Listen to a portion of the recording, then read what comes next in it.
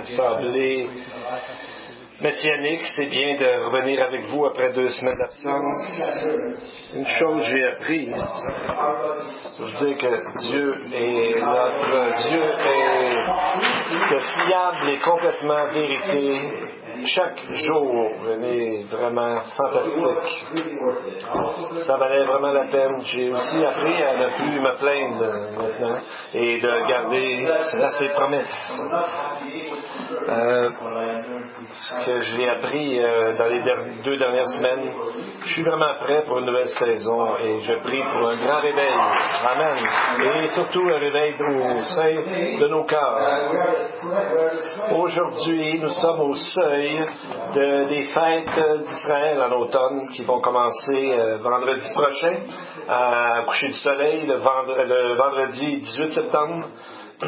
Avec la fête des Yom Teruah, la fête des trompettes qu'on appelle dans la communauté juive Rosh Hashanah, donc le début de l'année. Après, pas le début de l'année, mais le moment de l'année où cette fête-là arrive. Et après, il y aura la fête des Yom Kippur, qui est le jour du pardon, et finalement, la fête des tabernacles ou de Sukkot. Sur l'écran, vous avez les dates des festivals selon de ces fêtes selon le calendrier biblique. Ce mois-ci, c'est le mois de Elul qui n'amène à le prochain mois. Le prochain mois est le mois de Tishré. C'est le mois qui contient toutes les fêtes de l'automne.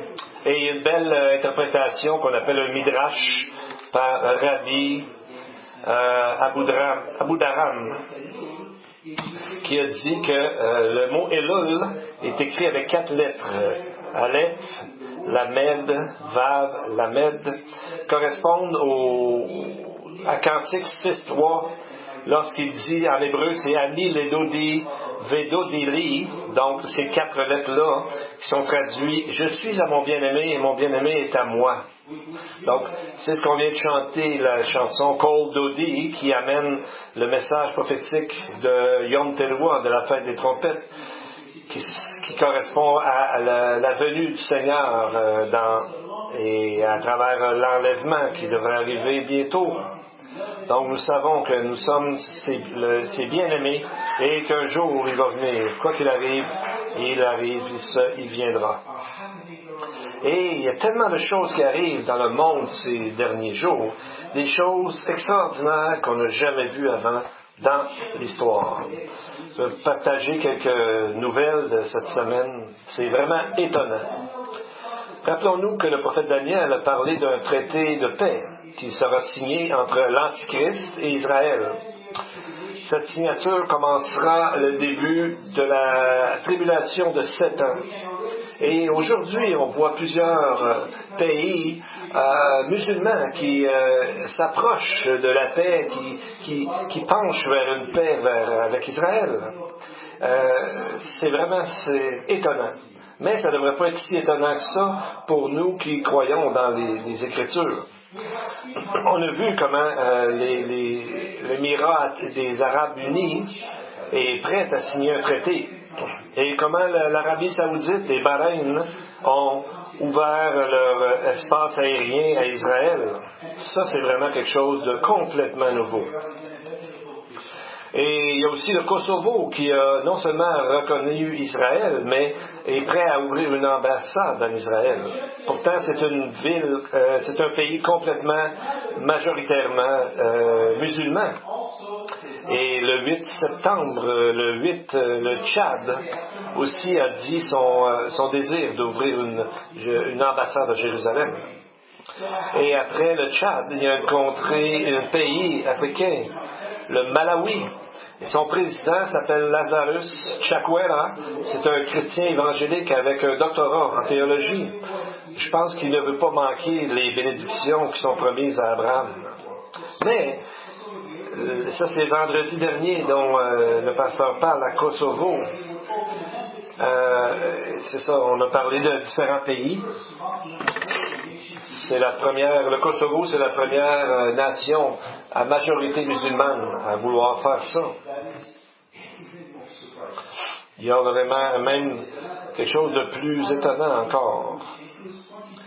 Il y a la Ligue arabe qui contient à peu près 22 pays. On dit qu'ils voulaient aussi s'approcher d'Israël.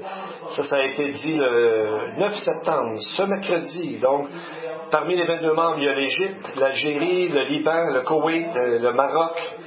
Et ils ont en plus annulé un vote palestinien et de leurs alliés qui condamnaient une entente entre Israël et les États arabes unis. Donc la majorité des membres de cette Ligue arabe actuellement supportent un traité de paix avec Israël. C'est la première fois depuis 1948, depuis la création de l'État d'Israël, que ces pays arabes agissent de telle façon. Donc, les pays dans cet endroit-là, c'est vraiment quelque chose qui n'est jamais arrivé auparavant. Trump a dit cette semaine que nous allons entendre parler dans un relativement court période de temps d'autres pays qui vont s'ajouter. C'était vraiment une déclaration avec des proportions bibliques. Donc, probablement, l'Arabie saoudite est le pays dont il parle. Et ça va arriver, apparemment, ce traité-là, le 15 septembre, 3 jours avant la fête du Rosh Hashanah dont on a parlé tantôt. Peut-être que c'est ce qui va commencer la tribulation de 7 ans, mais personnellement, j'espère que non, pas tout de suite, afin qu'on puisse encore témoigner à plusieurs personnes autour de nous. Et dans ces actions-là, on voit qu'il y a 3 pays qui sont vraiment contre ça, et qui sont la Turquie, et la Turquie devient de plus en plus près de l'Iran. Pourtant, ce qui est étonnant, c'est que la Turquie est surtout au niveau des sunnites, au niveau des musulmans. Il y a des musulmans sunnites et il y a des musulmans chiites. Donc l'Iran, c'est par exemple des chiites, et la Turquie, c'est des musulmans sunnites. Ils sont toujours en guerre, ces gens-là, en Irak, au Liban. Des groupes comme l'ISIS, je m'excuse, j'ai pas le français, mais qui sont ceux qui ont fait des manchettes. Et tous ces gens-là qui habituellement ne s'entendent pas sont presque prêts à se mettre ensemble pour travailler ensemble pour finalement s'entendre. Et parmi ces 2 groupes, il y a 2 groupes complètement ennemis. Hamas, qui est sunnite, et le Hezbollah, qui est chiite. Et ils sont rendus comme presque amis maintenant. Donc on voit, ça nous rappelle un peu comme Pilate et Hérode, qui étaient des ennemis, mais qui sont devenus amis. Luc 23:12 nous dit, ce jour même, Pilate et Hérode devinrent amis d'ennemis qu'ils étaient auparavant. Donc, on voit que ça ressemble beaucoup à ça. C'est ce qui arrive en Israël. Je suis très excité, je suis très fébrile de ces nouvelles qui confirment les directions de la fin des temps, qu'on arrive presque au seuil. Jésus lui-même a dit de veiller, et spécialement de regarder les événements alentour d'Israël. Il a dit dans Matthieu 24:32, « Instruisez-vous par une comparaison tirée du figuier. Dès que ses branches deviennent tendres et que les feuilles poussent, vous savez que l'été est proche. » Le figuier, c'est un symbole d'Israël dans toute la parole. Jésus dit que quand vous allez voir cet arbre donner des feuilles, pas encore des fruits, mais des feuilles, c'est là qu'on voit que Israël revient ensemble, comme qui est arrivé en 1948, et nous savons qu'à ce moment-là, que l'été est proche. Et donc, ça arrive bientôt. Ça va probablement s'accomplir peut-être devant nos propres yeux. Et je suis vraiment content aussi d'étudier avec vous le livre de l'Apocalypse, afin de voir tout ce qui est en train d'arriver devant nos yeux. Prions maintenant pour nos enfants qui sont un cadeau de la part de Dieu. Si vous les avez avec vous, mettez-les près de vous et prions ensemble pour eux. Shema Israël, Adonai Eloheinu, Adonai Echad. Père éternel, nous demandons de tes tes bras éternels autour de ces enfants, afin qu'ils puissent être placés en protection sous ton amour. Et spécialement dans ces jours où on appelle le bien mal et le mal bien, te prions, Seigneur, que tu les protèges et que tu leur donnes dans leur cœur de grandir en toi, qu'ils comprennent, qu'ils aient hâte de ta présence. Remplis leur cœur, leur pensée de la présence du Ruach HaKodesh, de l'Esprit Saint, et enseigne-leur toi-même à te donner leur vie et te suivre dans l'obéissance pour le reste de leur vie. Nous te prions au nom de Jésus. Amen. Amen.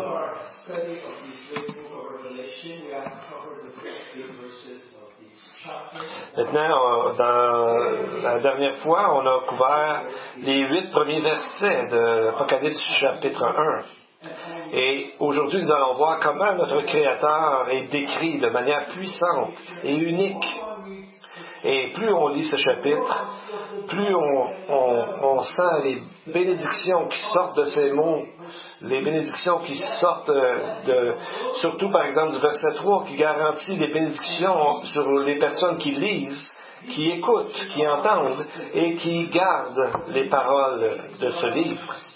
Donc, plusieurs choses que nous voyons maintenant sont vraiment tout près d'arriver. Lisons versets 9 et 10, chapitre 1 toujours. Moi, Jean, votre frère, et qui est part avec vous à la tribulation et au royaume et à la persévérance en Jésus, j'étais dans l'île appelée Patmos, à cause de la parole de Dieu et du témoignage de Jésus. Je fus ravi en esprit au jour du Seigneur, et j'entendis derrière moi une voix forte, comme le son d'une trompette.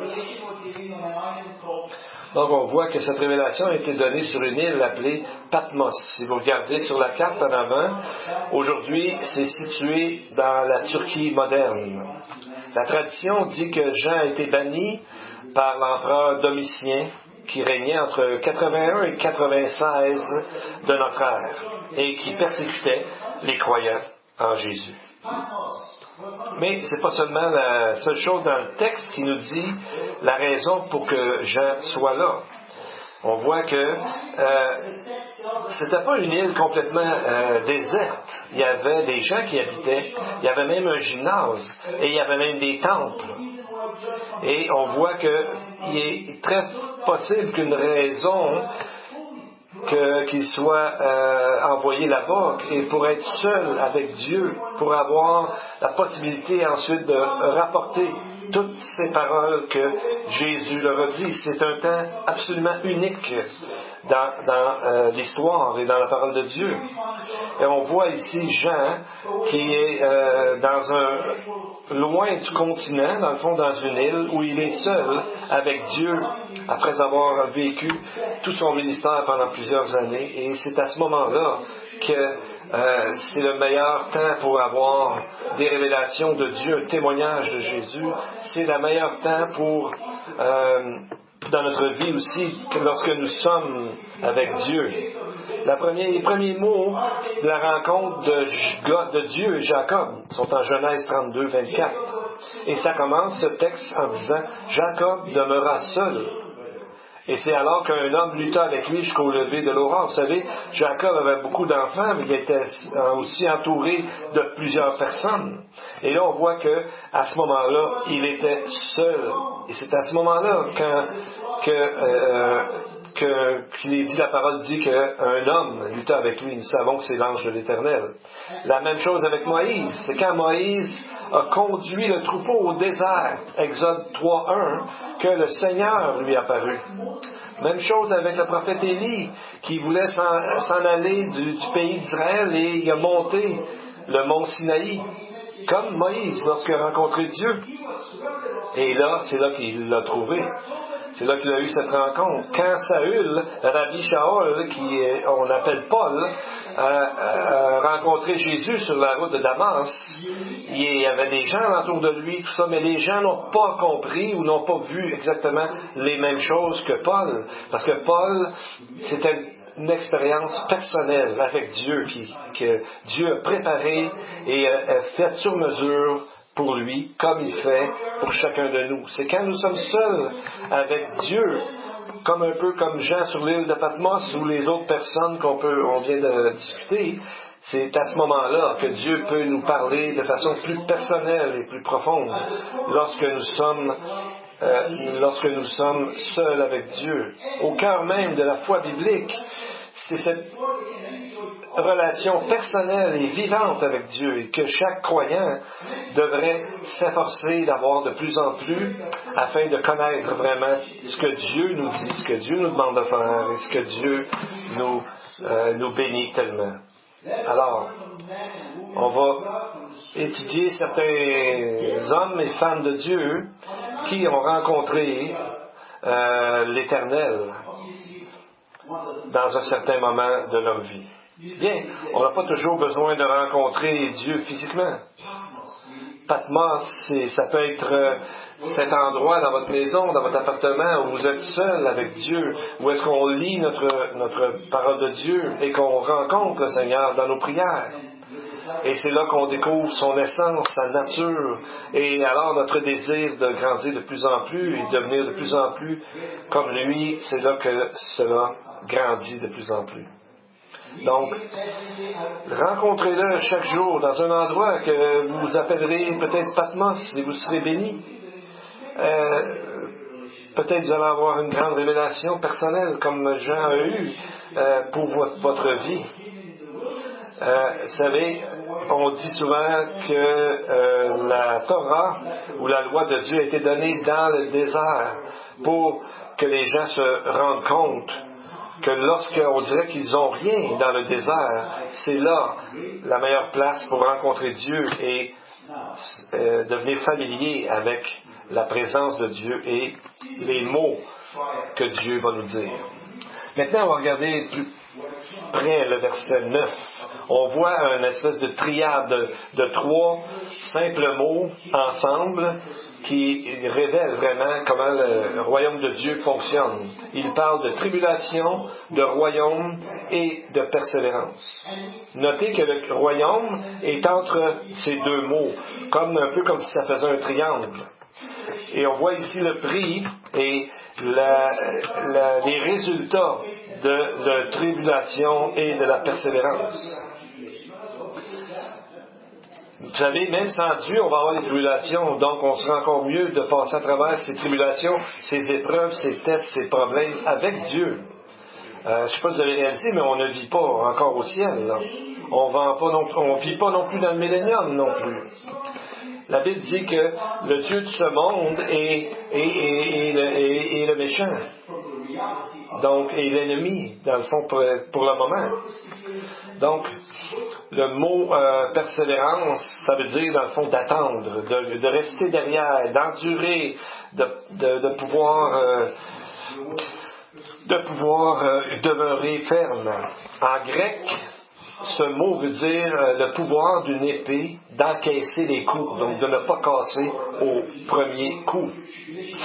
Donc, on voit ces deux mots montrent de demeurer ferme dans la tribulation, dans la vie, et de demeurer persévérant. Ça veut dire que nos habitudes devraient être comme si on vivait déjà dans le royaume de Dieu sur cette terre. Pardon. La tribulation va être en interaction avec la persévérance et ça devrait produire des fruits pour le royaume. Et c'est ce que Jésus nous a dit, on va faire produire des fruits dans notre vie. Vous savez, c'est comme quand on dit la persévérance, c'est comme quand on a l'image que quelqu'un a dit, c'est comme quand l'escargot s'en allait vers l'arche dans Genèse, l'arche de Noé. Donc là, ça a pris beaucoup de temps pour l'escargot. Et c'est l'image qu'on a, dans le fond, pour nous dire de persévérer jusqu'à la fin. Encore, pourquoi le texte parle de tribulation et de la persévérance exactement au tout début de la naissance de l'Église? Parce que l'Église ne sera pas celle qui va changer le monde en elle-même. L'Église ne sera pas capable d'établir le royaume de Dieu sur la terre, comme plusieurs croient aujourd'hui. Pourtant, ça n'arrivera pas comme ça, pas par l'Église.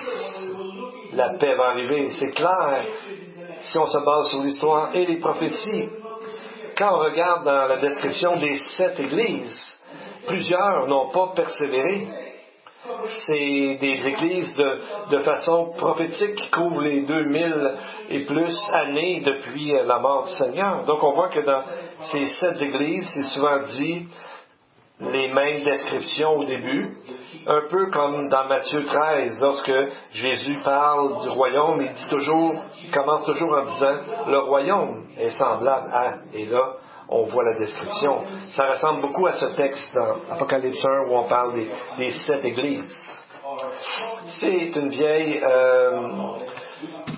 histoire, c'est que là on voit que l'amillénialisme et le post-millénialisme qui ne croient pas dans le millénium, les autres croient que c'est soit ça a déjà arrivé le millénium, la paix, le royaume est déjà arrivé, et ceux qui sont post-millénialistes disent que ça va arriver plus tard. Mais si on étudie comme il faut, de façon littérale la parole, on voit que c'est pas quelque chose qui va arriver comme ça.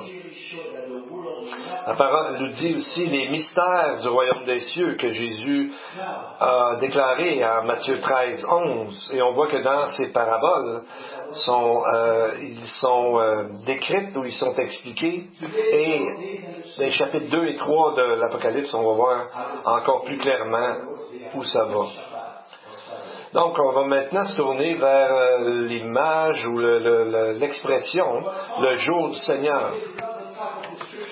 Il dit au verset 10, « Je fus ravi en esprit au jour du Seigneur ». C'est pas quelque chose qu'on a envie de vivre chaque jour. Mais il y a des gens qui disent que c'était le dimanche. Mais d'appeler ça le dimanche, c'est quelque chose qui est arrivé seulement 100 ans après ce que Jean a déclaré. Donc, personne n'appelait à ce moment-là le dimanche le premier jour de la semaine. Donc, on voit quand Jean parle du jour du Seigneur, Jean était un homme habitué au sabbat, donc il devait parler fort probablement de cette journée du sabbat, parce que c'est la plus importante journée de la semaine pour un juif de ce temps-là, et même encore aujourd'hui. C'est un peu comme les Romains, eux autres, avaient appelé le jour impérial, qui était le jour de la fête de naissance, l'anniversaire de naissance du César qui était en place.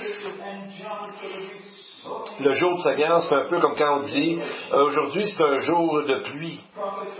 Bien, ça explique quel genre de jour c'était. Donc, on voit que le jour du Seigneur, ça a été mentionné 80 fois à peu près dans la parole. Et on voit dans Sophonie, il nous est dit, Sophonie 1,14, le grand jour de l'Éternel est proche. Il est proche, il arrive en toute hâte. Le jour de l'Éternel fait entendre sa voix et le héros pousse des cris amers.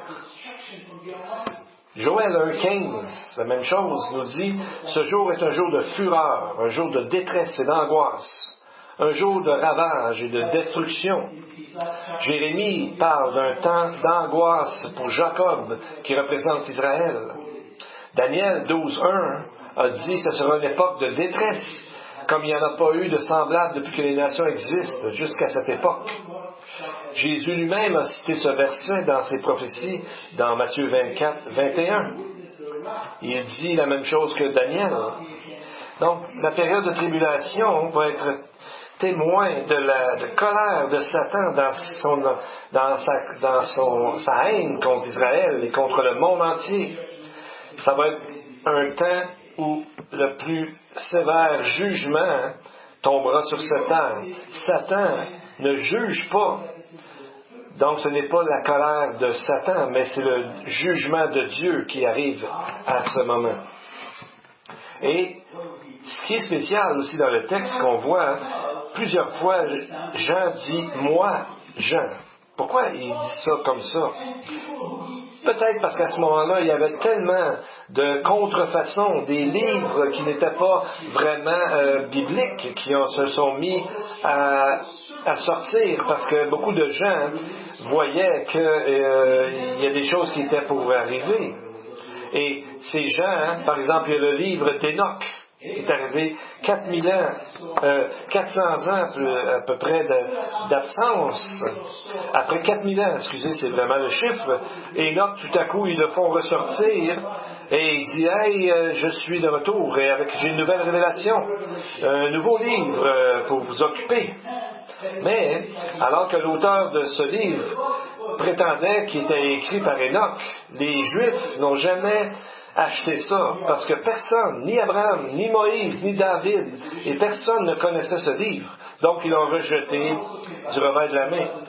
Ensuite, un autre qui est revenu après 2000 ans avec une nouvelle révélation. L'Apocalypse d'Abraham. Les rabbins, n'ont pas tombé dans le panneau non plus, pour les mêmes raisons. Et ces livres ressemblaient tellement à la Bible qu'on peut voir souvent qu'ils ont copié, ils ont changé quelques mots. Il y a un livre qui s'appelle Esdras, donc 4 Esdras, 4e Esdras, 6, 17.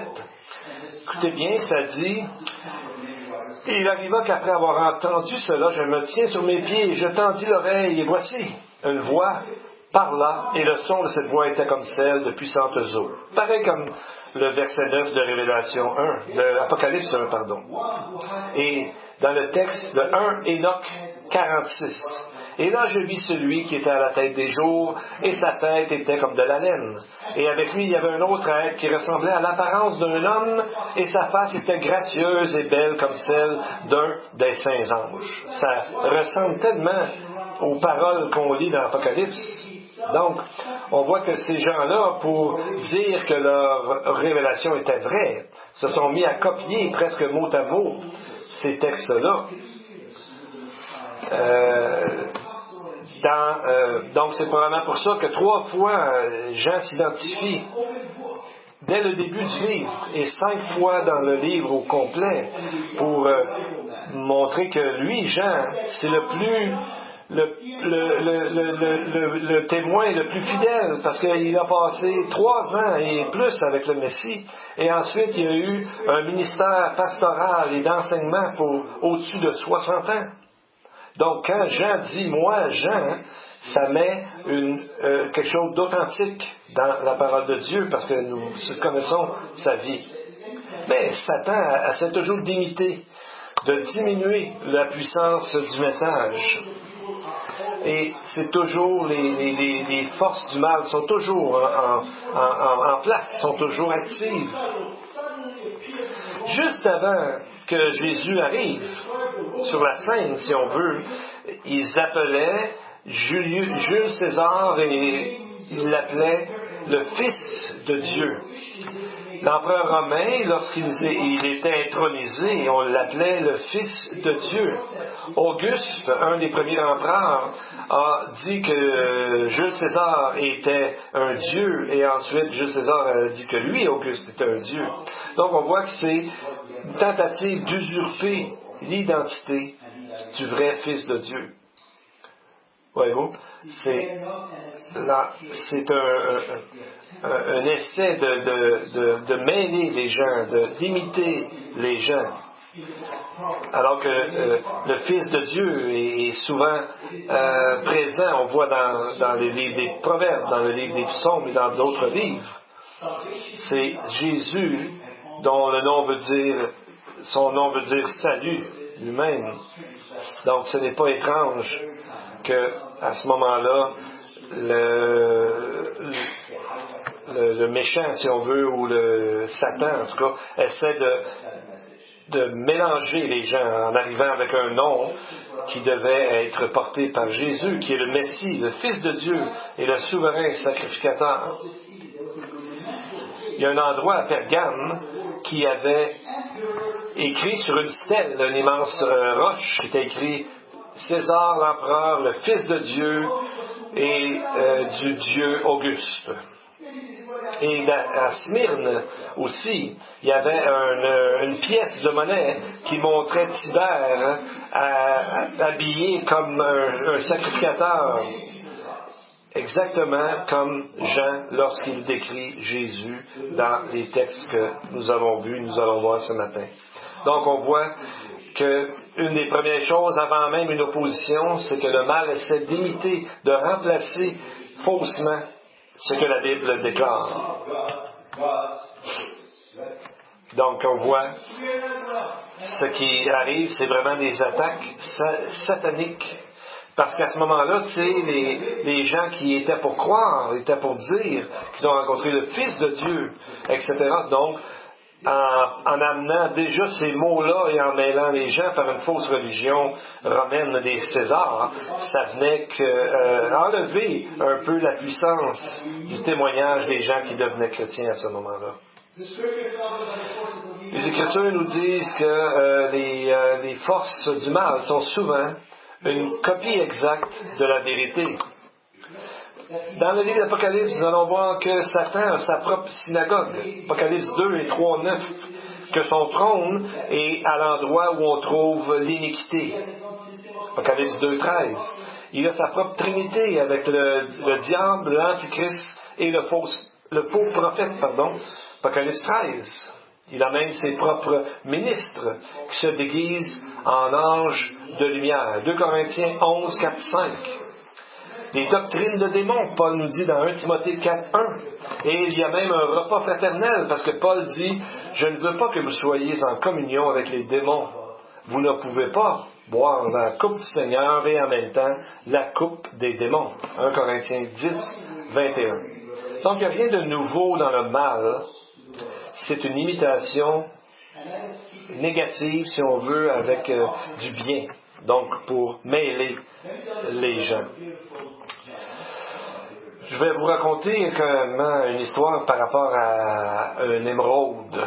Donc, nous avons besoin de connaître la parole de Dieu pour savoir exactement ce qu'elle dit, pour pas être trompé par des fausses allégations, des fausses paroles.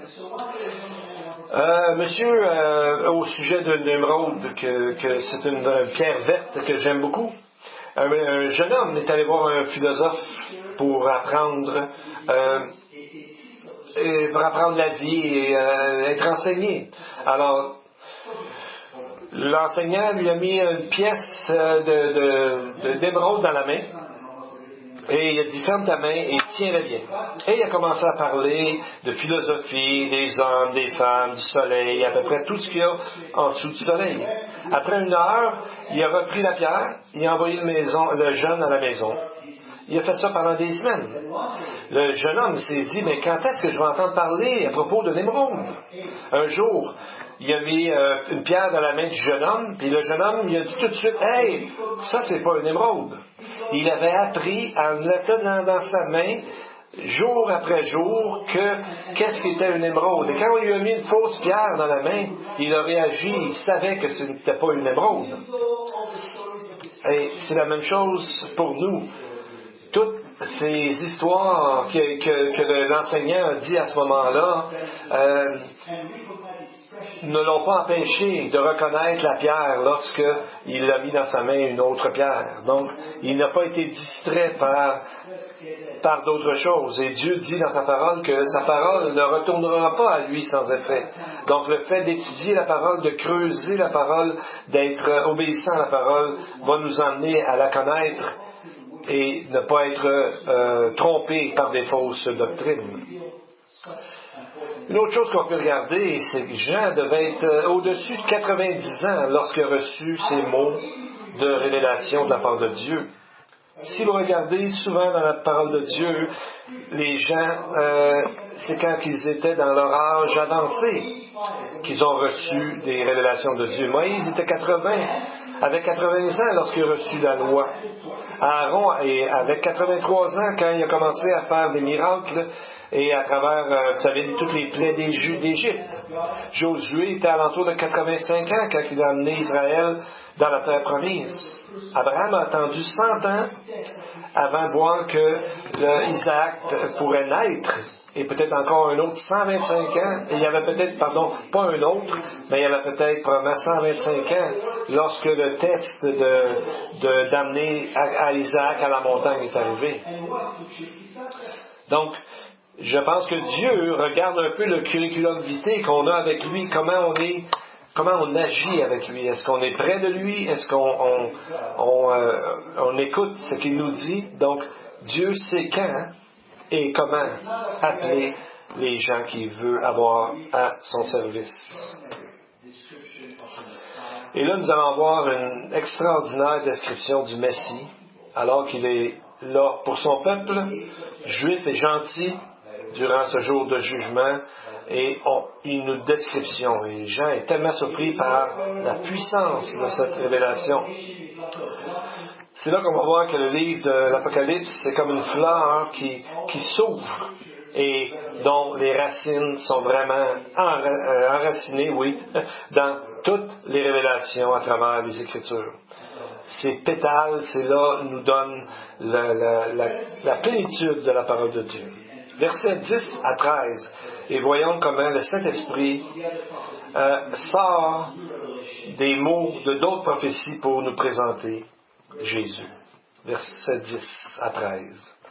Je fus ravi en esprit au jour du Seigneur, et j'entendis derrière moi une voix forte, comme le son d'une trompette, qui disait, « Ce que tu vois, écris-le dans un livre, et envoie-le aux 7 églises, à Éphèse, à Smyrne, à Pergame, à Thyatire, à Sardes, à Philadelphie et à Laodicée. » Je me retournai pour connaître quelle était la voix qui me parlait.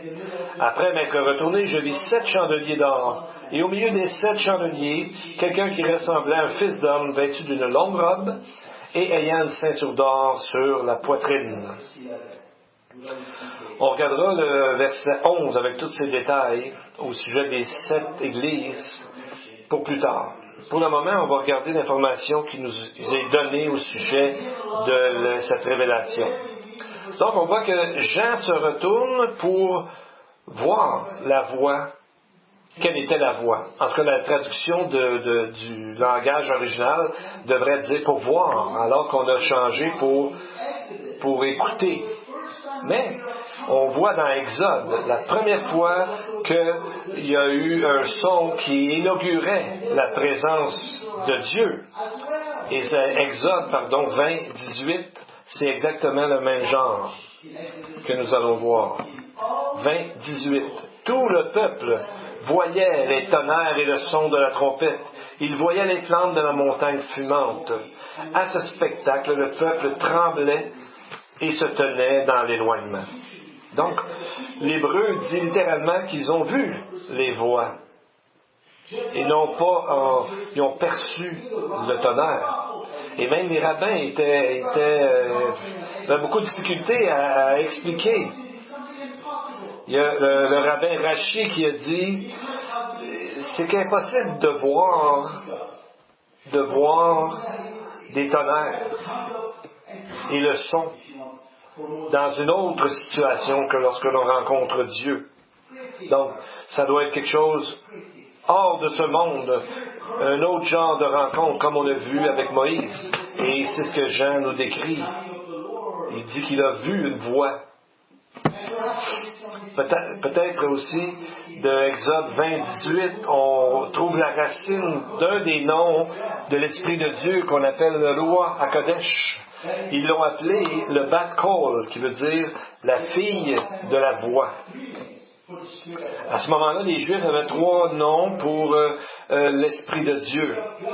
Dans les Targums et dans les écrits rabbiniques, l'Esprit de Dieu est appelé la gloire Shekinah, dans la gloire de l'Éternel, de la présence de l'Éternel. En aramaïque, c'est la Shekinah. Et on voit, et dans donc la racine du mot hébreu veut dire de demeurer, qui est en grec le mot skiné. Et on voit dans Apocalypse 7, 15 et 21, 3, où est-ce que Dieu dit qu'il va demeurer avec l'homme pour toujours. L'Esprit de Dieu est aussi appelé le Bat Kol, la voix, la fille de la voix, et est aussi appelé un autre mot, le Dibura, qui veut simplement dire la parole. Comme on trouve souvent mention de la parole dans nos Bibles. Et Jean nous donne la raison dans verset 1, chapitre 1 et 1, verset 9. Et on voit qu'aujourd'hui, on peut s'identifier avec ces trois types. Dieu, l'Esprit en nous, le Shekinah, la gloire de l'Éternel, l'Esprit qui nous parle, la fille de la voix, et tout ça est fait à travers la parole de Dieu, la Déboura. C'est comme ça que Dieu nous parle, à travers sa parole. Et quand on est seul avec lui.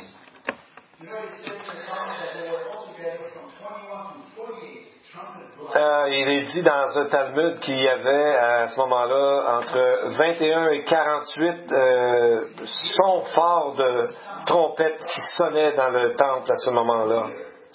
Et c'est pour ça qu'on dirait que le texte nous dit que ceux qui entendent, mais pas seulement entendent, mais qui gardent les mots de cette prophétie seront bénis, seront heureux. Et qu'est-ce que Jean, à part la voix, et qu'est-ce qu'il voit, à part la voix, qu'est-ce qu'il est capable de voir avec ses yeux? 7 chandeliers d'or. Donc, on n'a pas besoin de chercher de midi à 14 heures, c'est que Jésus nous explique. Il nous dit, les 7 chandeliers que tu as vus sont les 7 églises, au verset 20. Donc, on voit c'est les chandeliers dans le temple, ça représentait le service d'Israël envers Dieu. Et toutes les 6 branches, chaque jour étaient allumées par la branche, si on veut, centrale qui ne s'éteignait jamais. Donc c'était comme une lumière éternelle. La même chose, la même image est pour l'Église aujourd'hui, qui est une Église qui doit éclairer le monde.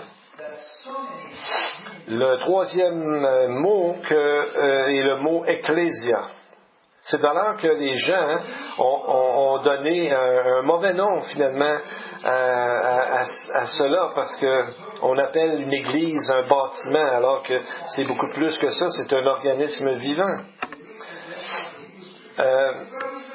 Donc l'Église, plusieurs personnes ont utilisé la Septante, la traduction grecque des Écritures, pour décrire Israël dans les Écritures, et ils ont malheureusement fait le lien que Israël était l'Église.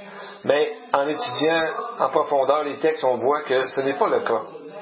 Il y a des choses pour l'Église, il y a des choses pour Israël seulement, et on a déjà étudié ça, on va le revoir aussi. On continue à lire au verset 13. Les autres descriptions. Verset 13. Au milieu des 7 chandeliers, quelqu'un qui ressemblait à un fils d'homme, vêtu d'une longue robe et ayant une ceinture d'or sur la poitrine. Sa tête et ses cheveux étaient blancs comme de la laine blanche, comme de la neige. Ses yeux étaient comme une flamme de feu.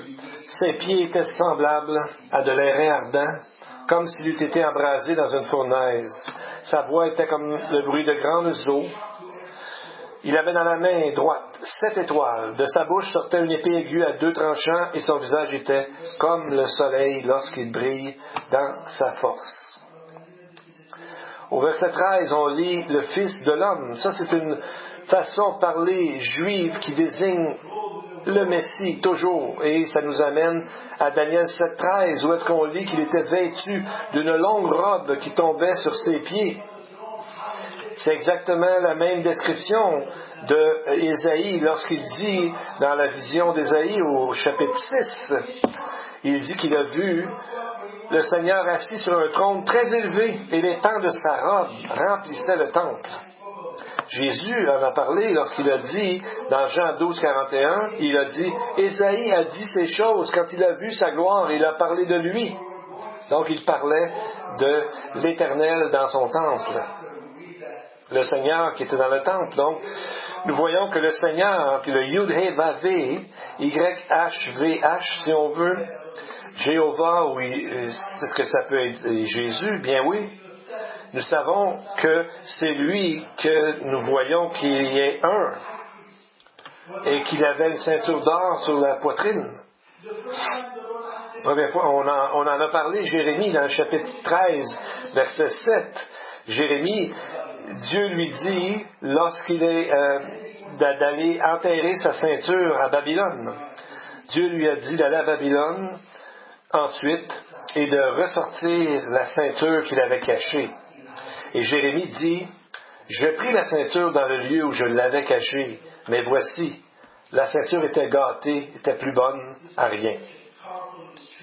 Donc c'était une illustration très puissante de la nation de sacrificateurs qui avait été perdue, mais c'est seulement temporairement. Une perte, comme on peut voir, la première église d'Éphèse, qui a été, qui est menacée d'être enlevée, son chandelier, si elle ne se repent pas. Donc, on voit ici que la ceinture, c'est en or pur. Pourquoi? Parce que c'était Jésus lui-même qui la portait. Pourquoi Jérémie est allé 2 fois à Babylone? Je crois qu'il est allé là 2 fois parce que la diaspora est arrivée en 2 temps. Un peu comme si Dieu disait, je veux que tu vois que la diaspora ira dans tout le monde et se passera aussi en 2 temps. Alors ça pourrait être une explication pourquoi il est allé 2 fois, mais en même temps, la prophétie était très claire, que la ceinture, la 2e fois, était plus bonne à rien.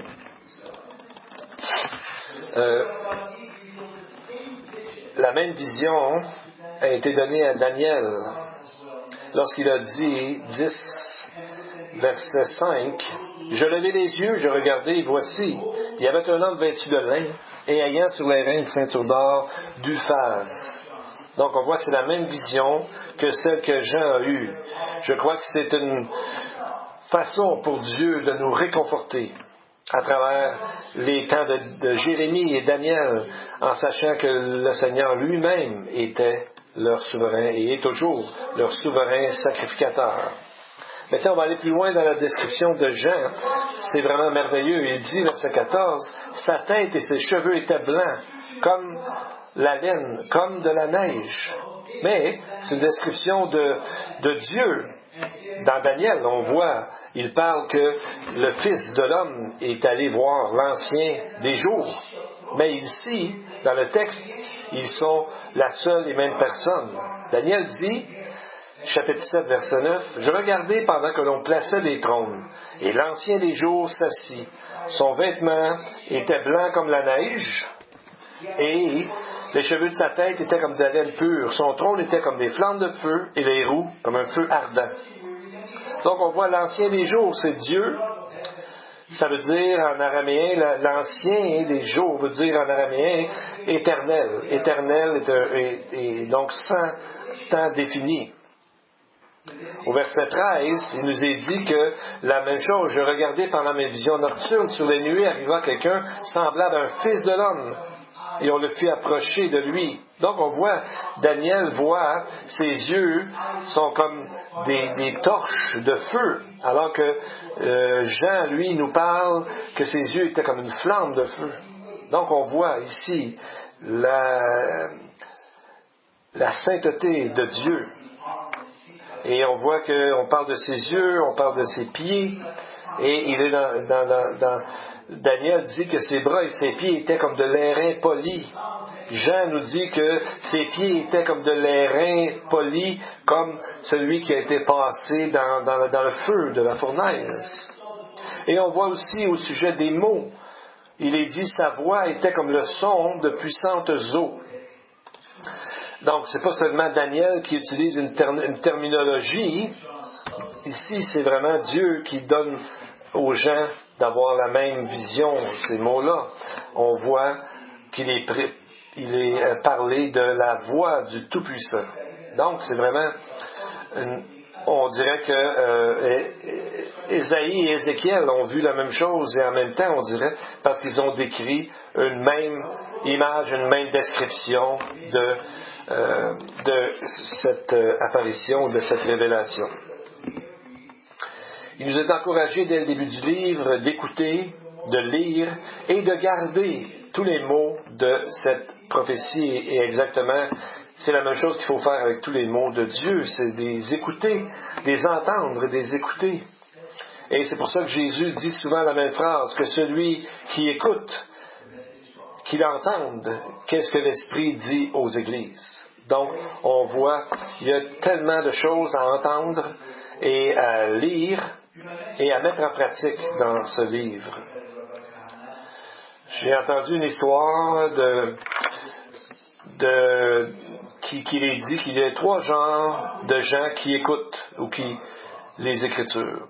Il y en a qui écoutent et subissent une perte. Il y en a qui écoutent et pas subissent, mais gagnent une récompense. Il y a quelqu'un qui n'écoute pas et qui, suite à ça, a une grande perte. Et quelqu'un qui n'écoute pas et qui gagne un grand récompense. Alors, on va donner des exemples. Celui qui a écouté et a eu une perte, c'était Adam. Dieu lui a dit, parce que tu as écouté la voix de ta femme. Genèse 3:17. Et à cause de ça, la terre a été maudite et il a eu à travailler tout le reste de sa vie au sueur de son front, donc avec des difficultés. Il y en a un autre qui a écouté et qui s'est amené une grande récompense, Abraham. Quand Dieu lui a dit, écoute tout ce que Sarah t'a dit. Et il y en a un qui a eu la récompense. Et quelle était la récompense? C'est qu'il est dit, en Isaac, il y aura une postérité. Et il y a eu Joseph, lui qui n'a pas écouté et que ça lui a amené une grande récompense. Il a dit, il n'écouta pas la voix de la femme de Potiphar, de coucher avec elle et même de se trouver en sa présence. Donc, on voit qu'il n'a pas écouté. Et en même temps, il a écouté Dieu, ce qui fait qu'il n'a pas eu de l'amertume, même contre ses frères. Parce qu'il a compris que c'est Dieu qui avait fait cette chose pour l'amener à passer à travers cette épreuve, pour être encore plus près de lui. Et Dieu dit à travers Jérémie, mais ils ne m'ont pas écouté, ils n'ont même pas incliné leur oreille vers moi. Jérémie 7:26. Louons le Seigneur parce qu'on n'a pas longtemps encore à attendre. Comme qui en serons-nous, comme Abraham et Joseph? Écoutons ce qui est parfait et nous allons trouver toutes ces choses dans sa parole. Prions.